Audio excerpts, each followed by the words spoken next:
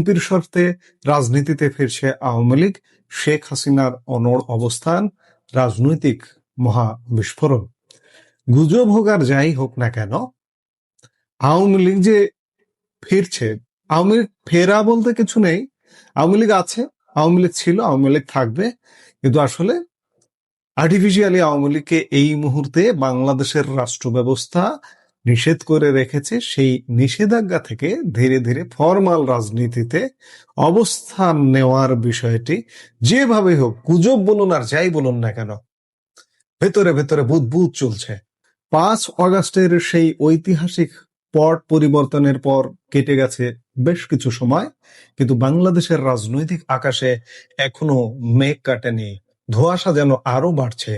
পর্দার আড়ালে কি তবে নতুন কোনো খেলা চলছে?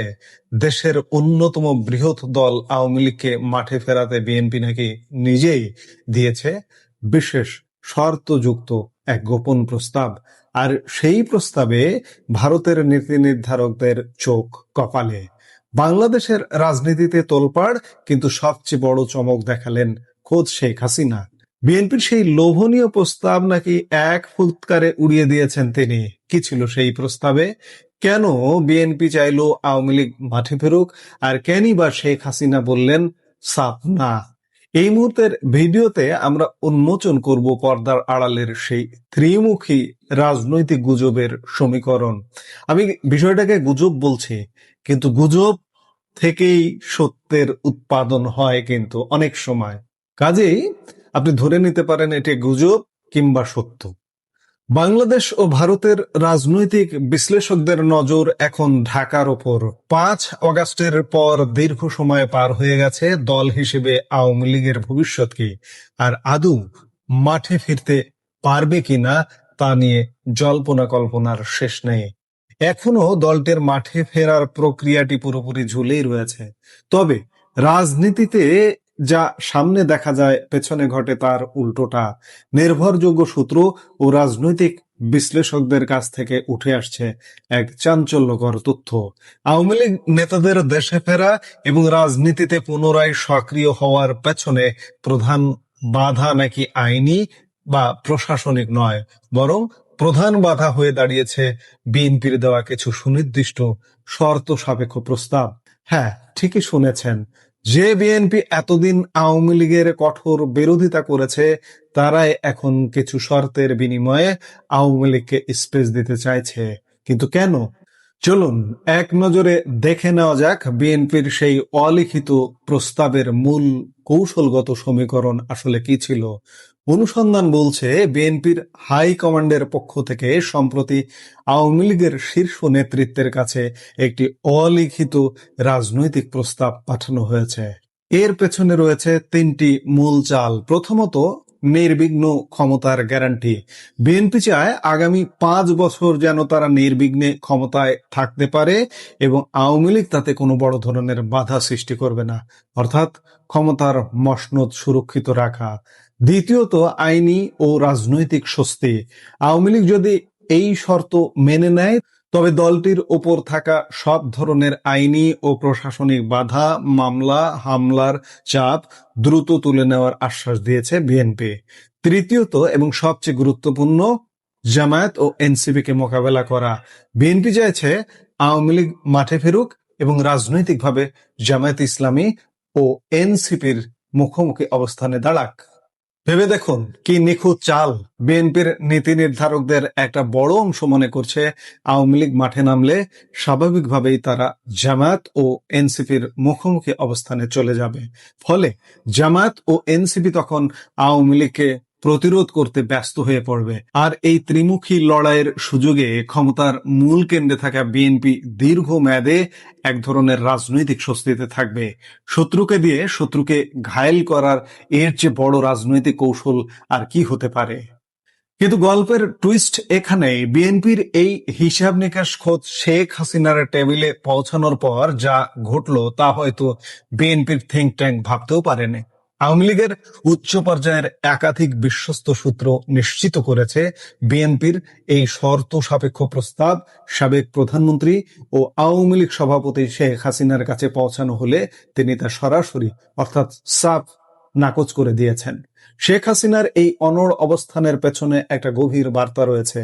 তিনি মনে করেন আওয়ামী লীগের মতো একটি ঐতিহ্যবাহী ও প্রাচীন দল কোনো বিশেষ শক্তির দয়া, গোপন সমঝোতা বা শর্তের ওপর ভিত্তি করে রাজনীতিতে ফিরতে পারে না।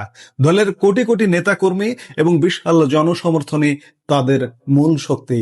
কোনো বিশেষ সমীকরণের ঘুঁটি বা দাবার চাল হয়ে মাঠে নামার চেয়ে নিজেদের সাংগঠনিক শক্তি পুনর্গঠন করে সঠিক সময়ে রাজপথের লড়াইয়ের মাধ্যমেই তারা ফিরবে। আওয়ামী লীগের এক শীর্ষ নেতার বক্তব্য এখানে উল্লেখ না করলেই নয়। তিনি স্পষ্ট করে বলেছেন, আমরা কোনো শক্তির কাছে মাথা নত না করে বা কারো ক্ষমতায় থাকার গ্যারান্টি দিয়ে রাজনীতি করব না। আওয়ামী লীগ যখন ফিরবে জনগণের অধিকার আদায়ের লড়াই নিয়েই নিজস্ব শক্তিতে ফিরবে।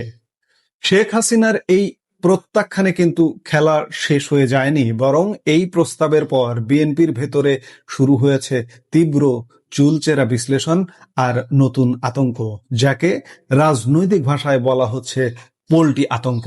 বিএনপির নীতি নির্ধারকদের একাংশের রাতের ঘুম হারাম হয়ে গেছে এই ভেবে যে রাজনীতিতে তো চিরস্থায়ী শত্রু বা মিত্র বলে কিছু নেই।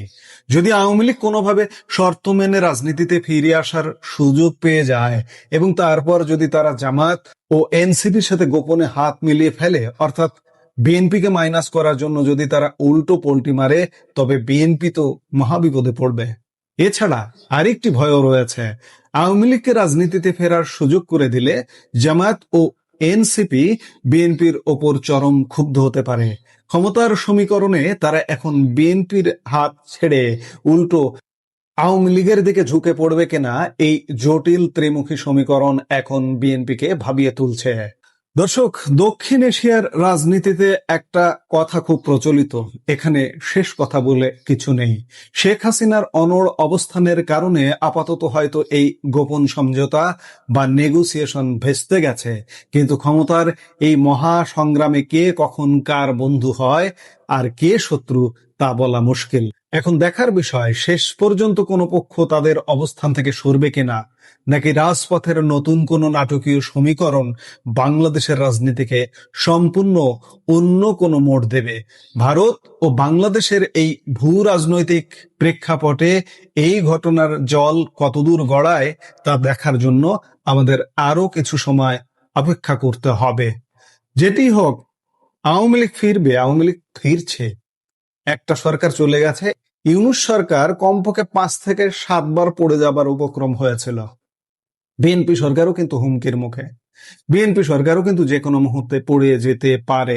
কাজেই রাজনীতিতে সমঝোতা, নেগোসিয়েশন যেভাবেই হোক, বিএনপি ক্ষমতার নিশ্চয়তা চাইছে, ক্ষমতায় থাকার গ্যারান্টি চাইছে। চারিদিকে টালমাটাল অবস্থা দেখে এই গ্যারান্টি আওয়ামী লীগ দেবে কিনা, কিংবা আওয়ামী লীগ নিজস্ব শক্তিতে ফিরবে কিনা, সেটি এখন বিবেচ্য বিষয়। এবং সামনে খুব বেশি সময় লাগবে না, আমরা বলছি। ইউনূসের সময়ও বলেছে, ইউনূসের সময়ও নানা সমীকরণ ঘটেছে, ঘটতে ঘটতেও ঘটেনি অনেক ঘটনা। কিন্তু এখন তো আরো একটা সরকার, এই আরো একটা সরকার করতে করতেই কিন্তু ঘটনা ঘটে যাবে। আমরা ঘটনাগুলো ঘটবার অপেক্ষায় অধীর আগ্রহে অপেক্ষায় আছি। এই মুহূর্তের ভিডিও থেকে বিদায় নিতে চাইছি। দেখা হবে পরবর্তী ভিডিওতে। সে পর্যন্ত সবাই ভালো থাকুন।